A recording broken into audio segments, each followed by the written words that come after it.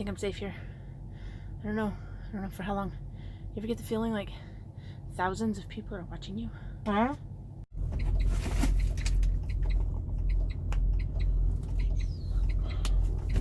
What up?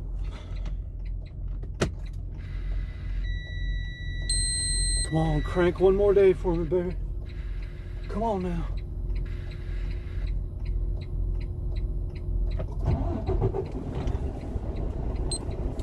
So what's going on? I am in Fort Crawford, Kentucky. Yes, I laid over in the truck. Yeah, it's a rough life, right? I haven't filmed anything in a couple days, actually. Just, I don't know. Didn't want to be just spewing out more just nonsensical ramblings or whatever. Although, what am I going to do right now? Have nonsensical ramblings. So yeah, I started off in Champaign yesterday morning. Right now it's a little bit after 4 a.m. But got on the road yesterday at about 4:30 a.m. Went to Greenup, Illinois, on the 70 down there east of Effingham. And then I had to go to Fort Knox. I know, like pimping, going to Fort Knox. I'd actually go to the Fort Knox military base, do a delivery to their commissary, then came down here to Fort Crawford military base, army base. I had to do a delivery to their commissary, and that cleaned me up. And then now I got to go back to El Dorado, Illinois, and do what's called a cleanup. I got to pick up all of their dunnage and stuff like that to go back, kind of like all the blue chip pallets and other totes of crap or whatever, all kinds of stuff, packaging, all their dunnage. Anyway, that's about it. As soon as I get done with that, I'm just going to go back home today. I'll have about 350 miles today from here all the way back to Champaign. So, and then I got around 500 yesterday. Spent a lot of time at Fort Knox and Fort Crawford here, just waiting on them, getting unloaded, stuff like that. It was pain. And then driving, man. Driving was slow going. It was stupid. So, anyway, I already kicked the tires, lit the fires. So now I'll start my pre-trip. Little tip for any of you rookies out there: don't put yourself on duty and then go do a walk around. Everybody knows this pretty much, but you go do a pre-trip first and then you come back and start your pre-trip. Because you find a flat tire or something like that, then you already put yourself on duty. Now you just wasted your day waiting on stupid road call or whatever, just that way at least you save your clock. So yes, I went into the Flying J here and got a coffee. I gotta admit, I usually don't buy truck stop coffee. Of course, I don't have anything in the truck anymore, a coffee maker or anything. So, because it's very rare I stay out overnight, so it's like, why have all that stuff? But if anybody's seen these fresh brew machines they got in there now, where it actually grinds the beans, makes a cup of coffee for you right there. It's actually not bad coffee. I wish it was my coffee at home, but whatever.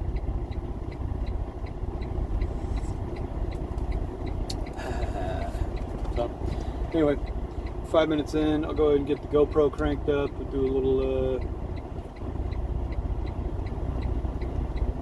jabbing and driving video today, and see if we can get this bastard done, man.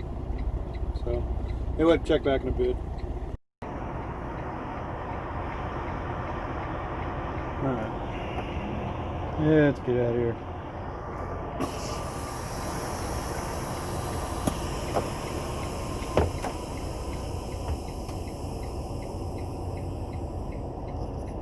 course, as soon as you want to go, there's always somebody walking in front of you. Happens every time, huh? It's like 4 in the morning, place is dead, one guy walking around.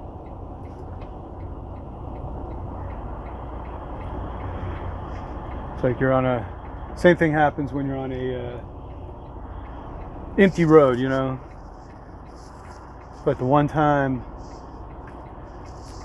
you'll like be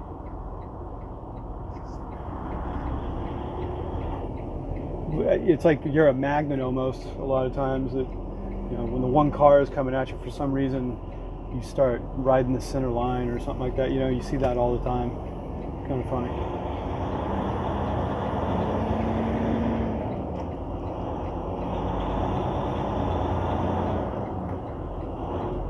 So got about 140 miles from here to go to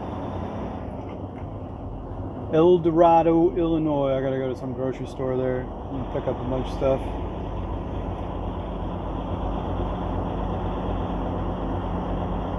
I'm in the middle of a heat wave too right now.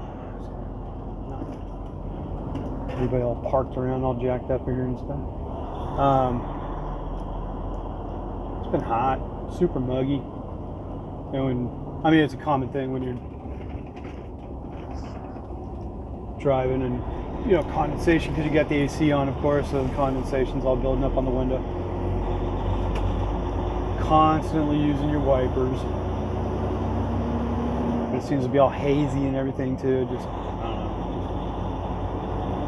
It's goofy, man. Goofy. Just don't want to lose that. Got my face mask sitting on the dash here. I know to roll down in the vents, and it'll be this face mask though. It's funny. It's like this little tiny thing with the little strings. So dainty. I told Selena, I go, it's like I'm wearing a pair of your underwear on my face.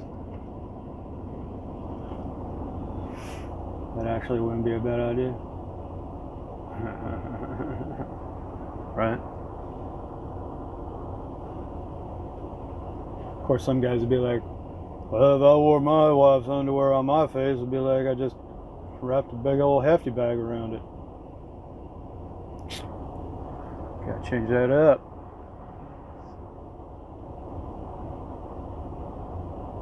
Oof.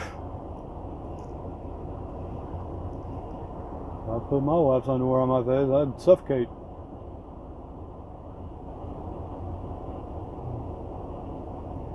Things are like a burlap sack with just leg holes in it.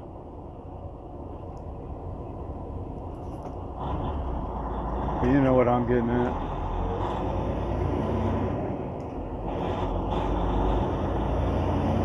I always had a theory on women and their underwear.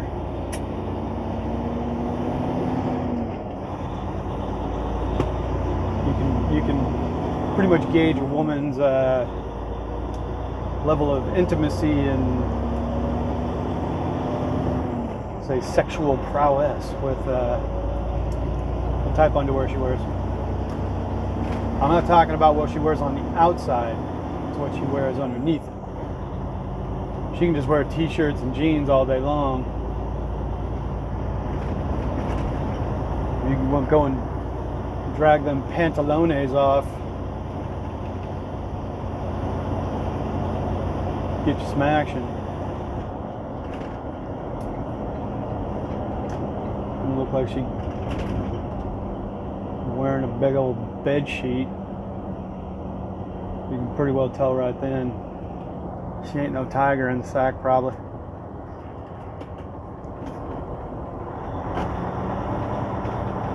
I mean, especially if you meet a chick dressed to the nines, earrings, makeup, this, that, whatever, and then you pull it down, she's got a big old pair of cotton whoppers on, man. It's like, whoa, you already know. Nothing. Like I said, she could be dressed very simply, you know, jeans and a t-shirt, whatever.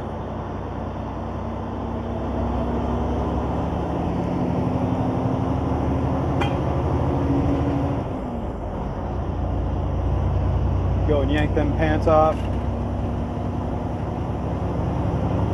just look like, you know,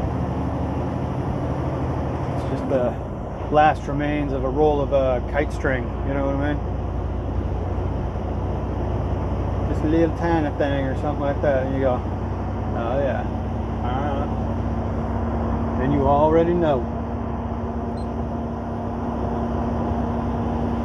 Just saying, just my theory. Sorry it's so dark. Maybe that helps. Turn it into a regular red light district in here. Amsterdam.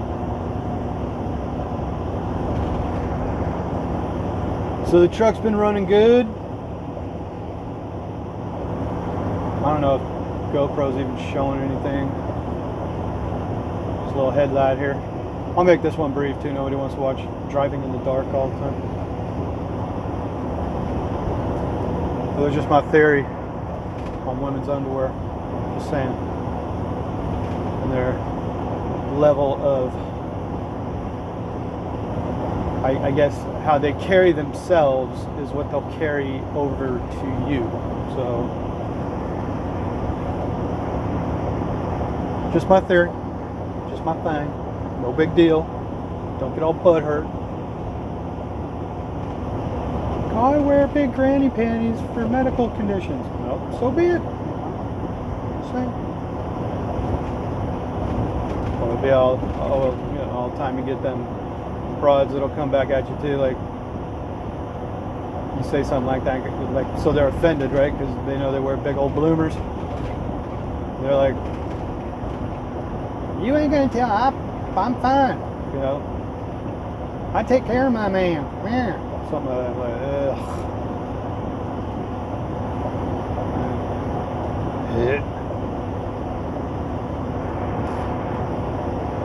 Anywho, we're gonna head over towards Paducah and cut up that way. I saw a couple other ways to go. They were like county roads and stuff like that. A little bit shorter, but typically I always have my own theory too, that stay on the interstate as much as possible, unless it's roads you already know. I don't know those roads, never took them. Looked at them on Google Maps, on satellite view and everything. They just look like two-lane roads and stuff. I would have saved a few miles, but ultimately it takes you out in the country and in a truck. How many times it's already happened to me where you go, yeah, I'll take that road.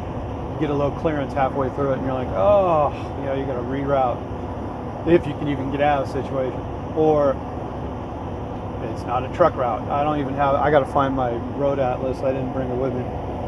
It's packed up. I had it packed up for 6 months in the house, so I got to go get it, throw it back in here so I can double check my routes sometime. That's all me, you know, because I am going to a lot of small towns now where we got like just the local grocery store and stuff. So, but stay on the freeway as much as possible if it's not going to take you out of route, which typically it won't. There's enough interstates out here in the world that it's going to, might be a little minor go around, but if you stay on the interstate, usually it keeps you going faster rather than going through all the stop and go small towns. Plus, a lot of times it's going to keep you in cell range because you go out in the country. What if you break down? Then you're sitting there walking back to some town because you got no cell coverage because it's all dead out there. Out here, typically you have cell coverage. You can call for help. People are around if something were to happen, you know, there's accessibility. And a lot of times the time it takes to actually go a few extra miles on the freeway matches or is even better sometimes than the time you would have by getting shorter miles on a country road going slower. So you can actually get along with your day a little bit quicker too because the interstate's just more wide open usually. So just my thoughts. So yeah, we'll get on down the road for a few as soon as the sun starts coming up and everything. I'll shoot some more vids. So, all right, out.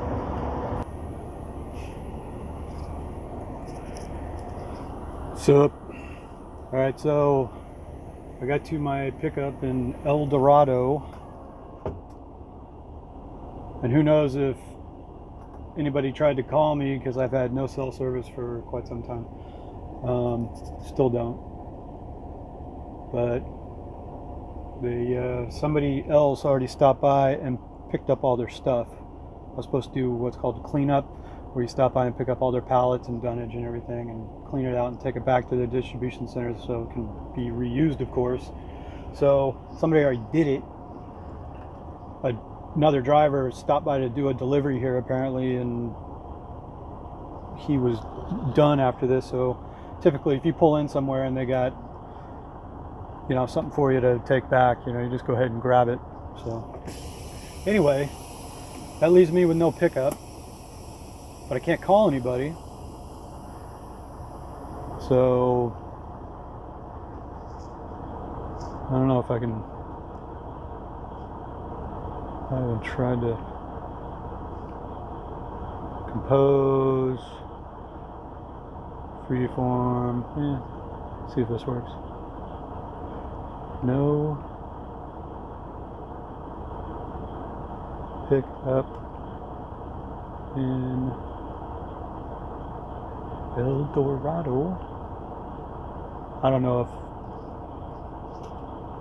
they haven't. God damn it. Stupid thing. E-L-D-O.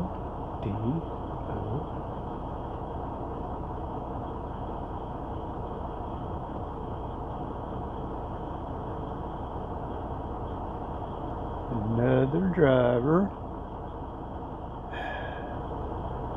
Fat fingers. Another driver did cleanup. Oh my god, stupid. It's like using a cell phone too, you know.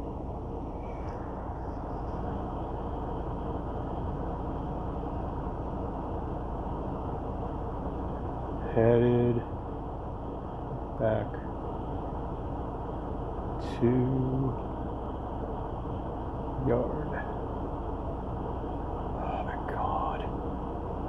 Half the letters get mixed.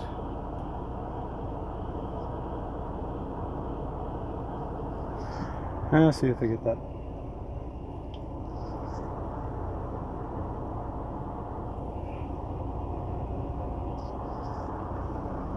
So, back out of here a little bit. I gotta get a little swing room. I gotta do a hook.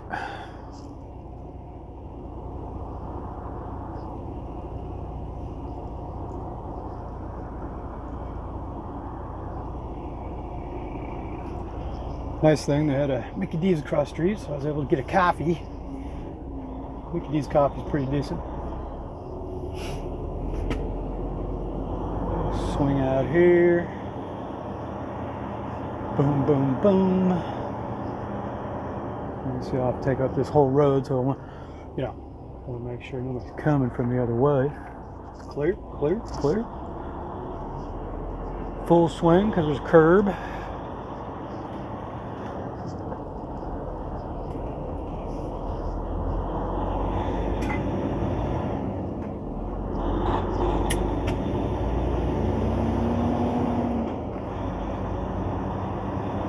I got two ways I could go. I mean, this is a truck route too, so this is 142. I'm going to take that back up to 57. I forget the name of the town. It was like Benton or something. It'll drop me on the 57 south of Mount Vernon. From Mount Vernon, continue on up the 57 through Effingham all the way back up Champaign. So unless they get back to me and ask me to go do something else, I mean, if it's money's money, man. I would get more money for the pickups and all that kind of stuff. And couldn't call them though. I don't have a phone. The phone ain't working, so oh well.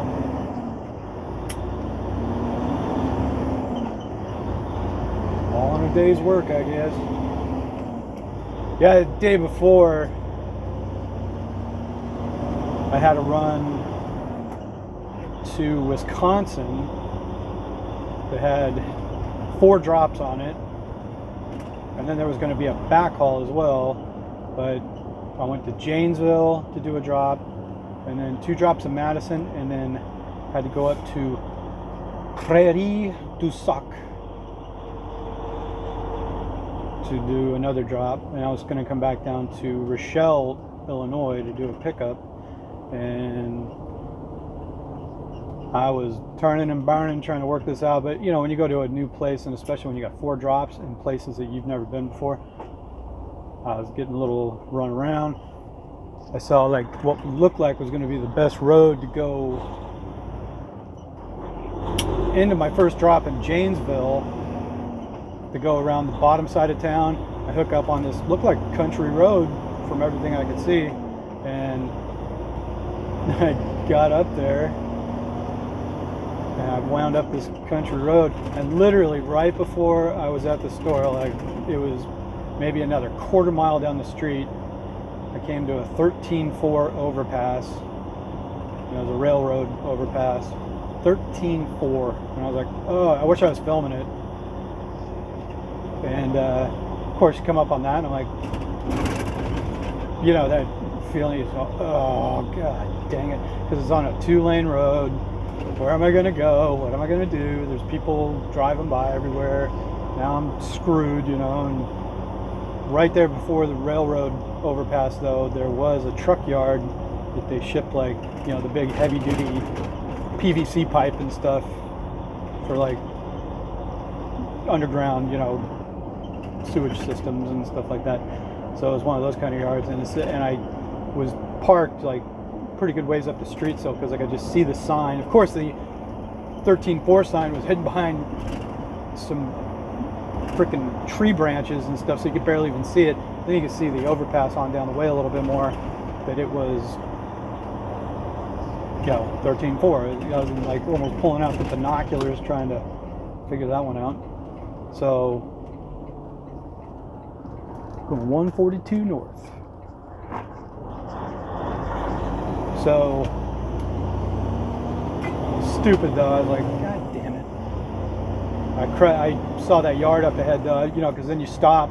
Anytime you run into, you know, a foo bar like this, then you stop, you know, get off the side a little bit if you can, but of course don't proceed. You gotta work the situation, don't let it work you.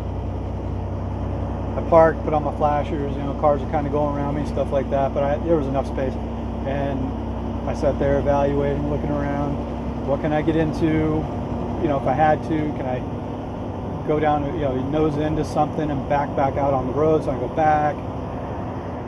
And of course I saw that truck yard just up ahead. It was right before the overpass, and so at worst I was going to nose down there, check it out, and if it was nothing, I'd have to back up, you know. And nose down there, and it said truck entrance. So I got closer, took a look. I had a good wide gate, and you know, I could see it went back into a yard. So I'm like, boom. You know, went ahead and hooked a Ricky in there and went in, found a wide spot, turned around, came back out, backtracked. Then I was, of course, stopped for a second. I was looking on maps and everything and whatever, and what I could work out, what kind of roads and this, that, whatever. Everything looked like I was going through neighborhoods and stuff. I didn't want to do that. Found one road that looked pretty good. Of course, I didn't see any signage. I went back to this other road, hooked down it, got up there, road was closed. I was like, oh. The connecting road that I could have gone over to the next main street, and it was like right there too, and I just have to get out to this next main street over, hook a left, go up that. Road was closed. I'm like, all right. So I had to, where the road was closed at, it was like a little bit of a Y. I had to hook a hard left, go up the hill a little bit, back down to the road closed signs, and go back the way I came again. This time I said, screw it, taking the long way around. I took the long highway all the way around to the main road up there and came down. Ultimately, it cost me like a half hour. I was a little bit late, like 10 minutes late to the delivery window, which it's not a big deal to the store. They don't care. You know, they just want you to show up and deliver their crap. So as it all came down though, did that delivery. I had to go up to Madison, and go find those places. But again, it's like the whole thing, you got to find the proper way to get into them, because a lot of grocery stores too, they got docks only going like one way. They run parallel to the back of the store, so you got to go down a certain way so you can back into the dock. And so you got to figure those things out. I got to the second drop and it had a line. I ended up waiting like almost an hour just to offload there. That put me behind even more. Then I had to go to the second drop in Madison. Got in there and they had a dock area. I backed into it and everything, looking like that was going to be cool. And they go, oh no, for frozen stuff and everything, you got to go over to this other dock door like down the way. And I'm like, all right, so I'd go work that out. You know, it just, everything was time consuming. Then this Prairie du Sac place store up there, it went northwest out of Madison. I had to go up State Highway and whatever. Got up there. Then that took a little bit. And they had this really small little alley dock that, those old school docks on older buildings and stuff that go way down in a ditch, you know. And you almost feel like you're gonna high center the trailer or the landing gears or something like that when you're going over it. So got that one worked out, last drop. Then I had to turn and burn because now my hours are so burned up. I had, in order to make it home from there and the same day not get laid over, I had 4 hours and 30 minutes of drive time left, and I was 283 miles from Champaign. That's right on the sea hair of, you know, if I can get out and haul balls, well, of course you're dealing. I got to get back down through Madison, which was slow, then hit the 90,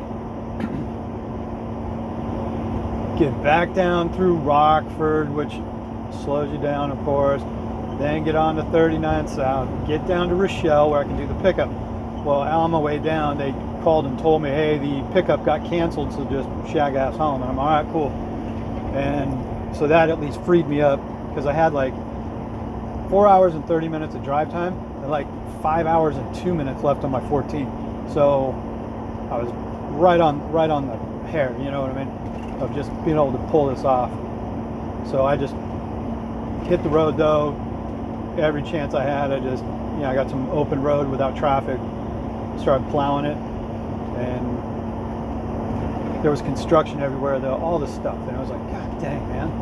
So I actually got back to Champaign and dropped my trailer with 1 minute of drive time left. Like I was ripping down the road, pulled into the distribution center, you know, because you just got to go and drop the trailer and stuff. As soon as I popped the caps, off duty, you know, or whatever, I still had like 23 minutes or something like that of on-duty time left. So popped it, parked it, done, out, with 1 minute of drive time left, barely made it.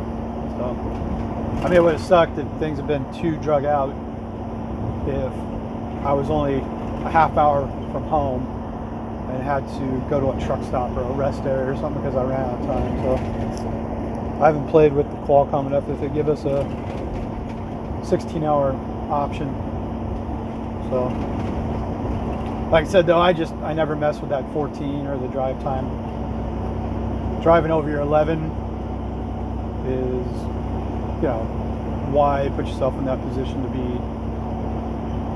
you know, put in violation if it's going to come back to bite you. I'd rather avoid it. So I'm sure if I was close enough to home too and I had to park it somewhere, Selena would have just come out and gotten me and brought me back later on or something like that when I get the truck again, whatever. But it all worked out. Like this one, I was actually running behind going to these bases and stuff yesterday. It was just stupid, and especially Fort Knox was crazy. I had to get in there. I mean, they got like 3 gates coming down the highway. The north gate was the truck entrance, and I pulled right into that one. Everything was cool. Got checked in, and he sent me on in. Went and found the commissary with not too much trouble. Then I had to find somebody to get offloaded. But then when I was heading out of there, I go, oh, let's go back the same way. You know, like it's the way I already know. Might as well do it. even though it takes you back up north end of the base, and I got to head south after that, but it's only like an extra mile out of the way or something. Just go back with what you know, go back out that gate. Went back up there, they had a thing posted, road closed, and I'm like, all right, these are the kind of things you just, a little bit of trial and error, you just got to deal with it. I was heading back up to the north gate, and they had a thing out saying road closed, and I'm all, great. So of course, took a moment there, was looking over the map of the base. They had the middle gate, because usually when you exit a base, you can go out any gate, so that was cool. Was going back to the middle gate, found the road, the main road that goes out it and stuff, and as soon as I pulled up to the road, I was going to make a right and head for the gate. It had a 10-foot clearance, a railroad bridge overpass right there. I'm like, all right, what's the third gate look like? You know, and I'm mapping it again. I had to go back on the main road through the base, go down there. There's another main road. That one was fine. It was open. Out I went. So, yeah, it's just stuff you got to deal with. Made it out of there, but that took an extra probably 20 minutes off my clock just trying to figure out how to get out of the damn base. Then when I got down to this Fort Crawford, another Army base, I didn't see the signs coming in, maybe because I was just concentrating on, like, you know, I just missed the sign for where truck traffic could go, because most military bases have signs out on the main road before you get there saying all commercial traffic proceed to gate whatever. Well, there at Fort Crawford, there's 7 gates starting at the north end on the highway out there. You got gate 7 all the way down to gate 1. Well, when I was coming up on it, it said gate 7 road, but I didn't see any signs ahead of it, because like I said, I may have just been, you know, missed it, might have brain farted it, but I didn't see any signs for commercial traffic, right? Kept going. Gate 6 was just a blocked off gate. Gate 5 was blocked off, I'm all right, but I knew gate 4 was where the main gate was, as the main entrance to the base, although typically the main entrances of the bases, they don't have commercial traffic going there. I noticed there's a couple more gates down the way, so I'll go check that out. Just kept meandering along. Of course, got to gate 4, no trucks. All right. Gate 3, it was open, no trucks. All right. Gate 2 was blocked out. Get down to gate 1, give it a try, no trucks. Damn it. So then I had to go down the road, find a turnaround. Went down a couple, 3 miles before I could find a turnaround near a Walmart south of the fort, and finally found a turnaround there. Came back out, came back up. By now it's banging on like just about 5 o'clock, 1700, which I figure most any receiving they're going to do is going to close by 1700. So I'm like, great. Now I'm going to be laid over on this one stupid drop before I can even get up here to do this pickup and everything. I'm like, God dang it, man. So finally I go, as soon as I did a turnaround though and came north up the highway, I started seeing all these signs. Commercial truck traffic, proceed to gate 7. All right, all the way back up to gate 7. But the base was just letting out too, you know, everybody was getting off work. So there's tons of traffic. It's totally congested all up and down this road. I'm sitting there creeping along, getting stopped at every light, creeping along, stopped at another light, just constantly. And finally I get back up to gate 7, go down there, loop all the way around. They got the Sally port for the trucks, you know, or whatever. You go weaving through the stuff. You got to usually snake through barriers and stuff. Get into there. And the dude was super cool to guard, you know. They run my ID, all this kind of stuff, whatever. I get my little tent pass. And I got to weave on down, you know, it was a few miles down one of the main drags in the base to get to the commissary. Then got there. Now it's like probably 5 after 5 or 10 after 5 or something like that. So obviously I'm real leery that everything's going to be shut down. Go up to the door. They got a doorbell. Bing, bing, bing, bing. You know, I'm looking there, a little window on the door. I'm looking through all that. Nobody. Place is crickets, you know.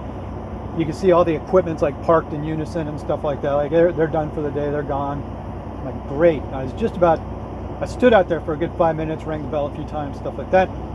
As soon as I had a chance, I was like, all right, this is kind of a bust. Maybe I'll walk around front, see if I can find a manager or something like that, see if they're willing to take delivery, or if I'm screwed, I'm and I just got to go park it somewhere. You know, there's a couple truck stops up the road. So I go, oh, Flying J and a pilot. And I guess I got to go park it. So as soon as I walked back, I just about got back to the truck. I heard a guy, can I help you? You know, I turned around, there's a dude poking his head out the dock door. And I'm like, yes! So I went running back over to him, like, yeah, I got this delivery, you know, some frozen food for you, blah, blah, blah. He's like, oh, okay, yeah, sorry, it took me a minute, I was up front. And I'm like, oh, that's all right.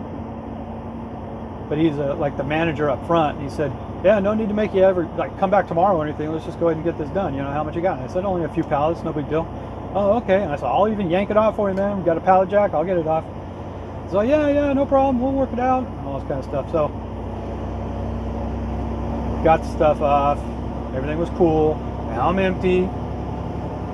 I'm all, so at this point though, I only had 1 hour of drive time left. So I was gonna have to figure out something to do anyways. I wasn't gonna get that far, you know, and so I ended up going back up to the Flying J right there, just parking there. You know, by the time I actually did the delivery, the guy that checked in and everything, got back out in the truck. My 14 had been kicking on me though. I only had 23 minutes on my 14 left. And so I was like, I guess I ain't going nowhere. Flying J was only a couple miles up the road. Go park it. So I did that. Had me some Denny's last night. I mean, I got that bourbon bacon burger. Ain't bad. Burgers are okay at Denny's. I noticed they got like a California chicken burrito there and stuff.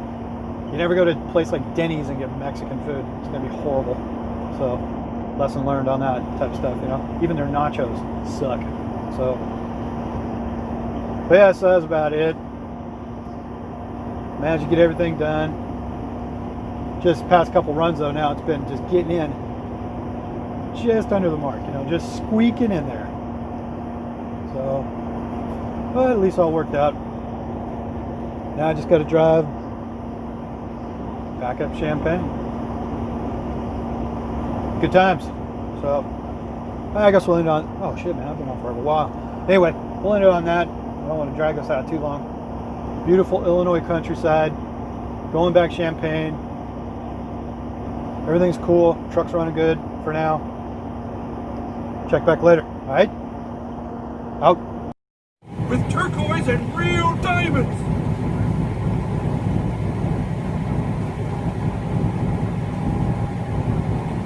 Fuck!